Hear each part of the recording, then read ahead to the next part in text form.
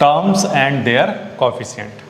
क्योंकि आप अब पॉलिनोमियल देखना सीख चुके हो कि कोई भी गिवन एक्सप्रेशन हमारा पॉलिनोमियल है या नहीं है, ये आपने देख लिया।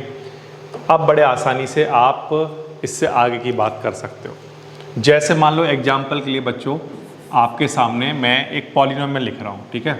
जैसे मैंने ये एक पॉलिनोमियल लिखा x²। क्या ये एक पॉलिनोमियल है?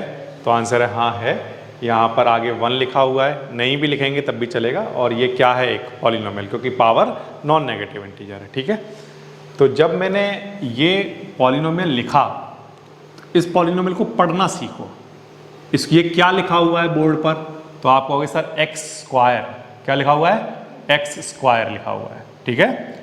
अब मैं ये पूछूं, यहाँ पर x² के आगे जो कांस्टेंट टर्म लिखा हुआ है वो क्या लिखा हुआ है? तो आप कहोगे कि यहाँ पर सर कुछ नहीं लिखा हुआ है, तो मतलब 1 लिखा हुआ है। क्या लिखा हुआ है?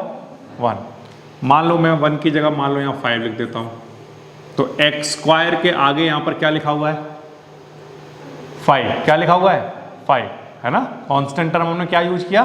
5। तो ये जो कांस्टेंट टर्म आप यूज करते हो ना, यही क्या कहलाते हैं? कोएफिशिएंट कहलाते हैं। क्या कहलाते हैं? कोएफिशिएंट कहलाते हैं। तो अगर आपसे पूछा जाए कि x² का कोएफिशिएंट क्या है, कोएफिशिएंट ऑफ x² यहाँ पर क्या है, तो आंसर कितना है? 5। ये समझ आया? ठीक। फिर से जैसे मान लीजिए हमारे पास यहाँ पर मैंने एक टर्म आपके सामने लिखा, देखो 5x³ + 3x², ऐसा लिखा, ठीक है। अब इसको पढ़ना सीखो। ये क्या लिखा हुआ है? x³। क्या लिखा हुआ है? x³। अब मैं अगर आपसे ये पूछूं, ये जो x³ लिखा हुआ है इसका कोएफिशिएंट बताओ, कोएफिशिएंट ऑफ x³। तो मैं क्या पूछ रहा हूं आपसे? मैं आपसे पूछ रहा हूं जो x³ के साथ में आगे लिखा है, पीछे नहीं, कहाँ? आगे लिखा है। जो कांस्टेंट हम लिखते हैं, जब मैंने पॉलिनोमियल आपको बताया तो मैंने क्या बताया कि आगे क्या लिखते हैं? कांस्टेंट। फिर क्या होता है? वेरिएबल। और उसकी पावर क्या होती है? Non negative integer. तो मैं पूछ रहा हूं जो आगे कांस्टेंट लिखते हैं ना, वही क्या होता है? कोएफिशिएंट होता है। पीछे वाला नहीं। कौन से वाला? आगे वाला, ध्यान रखना। तो ये क्वांटिटी हमारा कोएफिशिएंट कहलाएगी, ठीक है। फिर से अगर मैं पूछूं कि ये जो x² लिखा हुआ है इसका कोएफिशिएंट बताओ, कोएफिशिएंट ऑफ x², तो क्या आंसर करोगे? बोलो। 3। कितना है? 3। ये समझ आया? ठीक। ये आसान है देखना। अच्छा, फिर से मान लो मैंने आपके सामने एक अलजेब्रिक एक्सप्रेशन लिखा इस तरह से, x² + 2x + 5, ठीक है। अब मैंने आपसे पूछा कि यहाँ पर जो x² लिखा हुआ है इसका कोएफिशिएंट बताइए, तो आप क्या आंसर करोगे? बोलो। सर कुछ नहीं लिखा है तो वहाँ 1 होता है, ठीक है। तो आप क्या कहोगे? 1। इसी तरह से अगर मैं x का आपसे कोएफिशिएंट पूछूं, कोएफिशिएंट ऑफ x, तो आप क्या कहोगे? बोलो। 2। अब यहाँ तो सर कोई वेरिएबल है ही नहीं, इसको क्या लिखें? तो आंसर है ये सिर्फ हमारा क्या है? Constant term. क्या है? कांस्टेंट टर्म, ठीक है। जब कुछ भी वेरिएबल नहीं होगा तो वो जो टर्म होगा वो क्या कहलाएगा? Constant term. ये समझ आया? ठीक।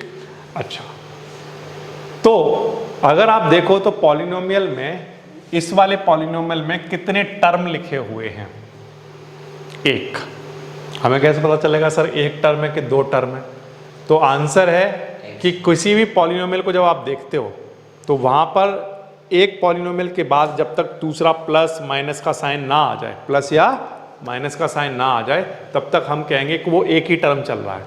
अभी ये कितने टर्म लिखे हुए हैं? तो एक ही है, क्योंकि इसके आगे प्लस या माइनस में कुछ नहीं लिखा हुआ है। तो ये कितने टर्म है? 1, ठीक है। अच्छा, तो एक ही टर्म लिखा हुआ है तो ये, इसको आप कहो मोनोमियल। क्या कहो? मोनोमियल, ठीक है। समझ आई बात? ये इसका नाम रख दो, एक ही टर्म है तो इसका क्या नाम रख दो? मोनोमियल, ठीक है। अच्छा देखो, ये एक पॉलिनोमियल है, फिर किसका साइन आ गया? प्लस का। फिर एक और पॉलिनोमियल आ गया, तो कितने टर्म हो गए? तो सर एक टर्म और एक टर्म, कितने हो गए?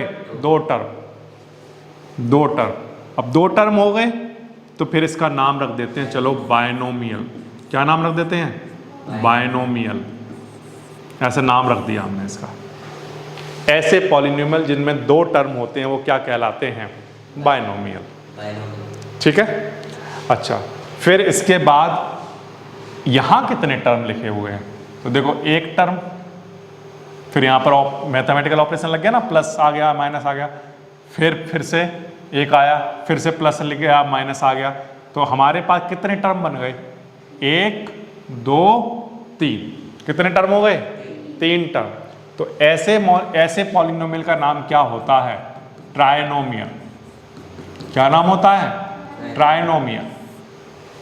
1 टर्म वाले पॉलिनोमियल का नाम मोनोमियल, 2 टर्म वाले का बायनोमियल, 3 टर्म वाले का ट्राइनोमियल। ठीक है, ये बस आपको याद रखना है। और दूसरी चीज आपने क्या देख ली? कॉफिशिएंट समझ गए। कॉफिशिएंट क्या होता है? आप जिस चीज का भी मुझसे कॉफिशिएंट पूछोगे उसके साथ आगे जो लिखा हुआ है वो उसका क्या कहलाएगा? कॉफिशिएंट कहलाएगा। ठीक है, तो मैं इसी पर बेस कुछ क्वेश्चन आपको दिखाता हूं। एक्सरसाइज है 6.1 और क्वेश्चन नंबर है 2। देखिए,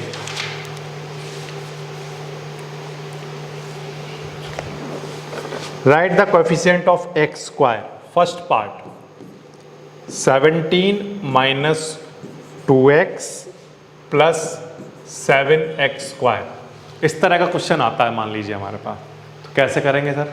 बहुत आसान है। हमसे क्या पूछा हुआ है? कोएफिशिएंट ऑफ किसका पूछा हुआ है? एक्स स्क्वायर का। किसका पूछा हुआ है? तो हमें क्या करना है? बिल्कुल सिंपल है, एक्स स्क्वायर के सामने जाओ, उसके आगे जो भी लिखा हुआ है वो क्या होगा? हमारा कोएफिशिएंट ऑफ एक्स स्क्वायर। ठीक है, अगर मान लो सर यहाँ पर -7 लिखा होता तो हमारा एक्स स्क्वायर के आगे जो भी कांस्टेंट टर्म है वो पूरा लिखा जाएगा। अगर यहाँ माइनस होता तो वहाँ -7 लिखते हैं। ठीक है। अच्छा, फिर से मैं आपके सामने क्वेश्चन लिखूंगा और आप उसका कोएफिशिएंट बताओगे। ठीक है, मैं सेकंड पार्ट लिख रहा हूँ इसका। 9 minus 12x plus x cube. अब यहाँ पर आपको कोएफिशिएंट बताना है एक्स स्क्वायर का।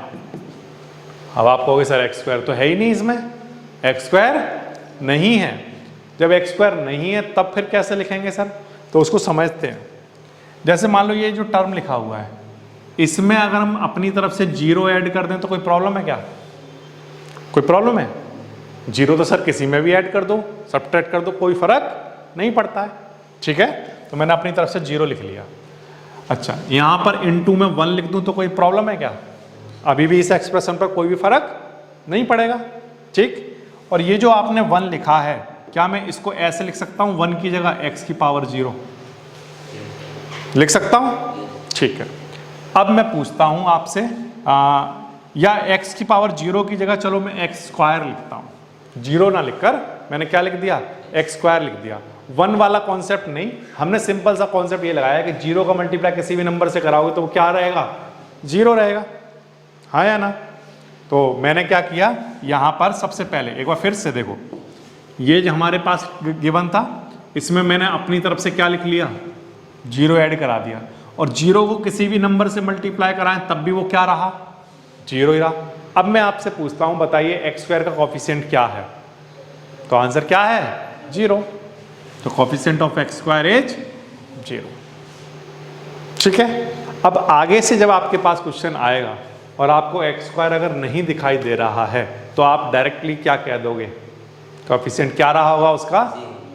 जैसे एग्जांपल के लिए इस क्वेश्चन में मुझे x की पावर 5 का कोएफिशिएंट बताओ। 0, क्योंकि सर x की पावर 5 तो है ही नहीं, तो अगर नहीं है तो उसका कोएफिशिएंट क्या होगा? 0। ठीक है, ये समझ आया? अच्छा, इसके बाद नेक्स्ट हमको बोला गया है π/6 एक्स स्क्वायर एंड माइनस का 3x प्लस 4। ऐसा क्वेश्चन आया, आपको बताना है what is the coefficient of x square. बताइए सर π/6। बिल्कुल सही है, देखो सर एक्स स्क्वायर जहां भी है उसको ढूंढ लो और उसके आगे जो कुछ भी लिखा हुआ है वही हमारा क्या है, कोएफिशिएंट ऑफ एक्स स्क्वायर। तो आंसर कितना आ जाएगा, π/6। बहुत आसान है ये तो, ठीक है। अच्छा, इसके बाद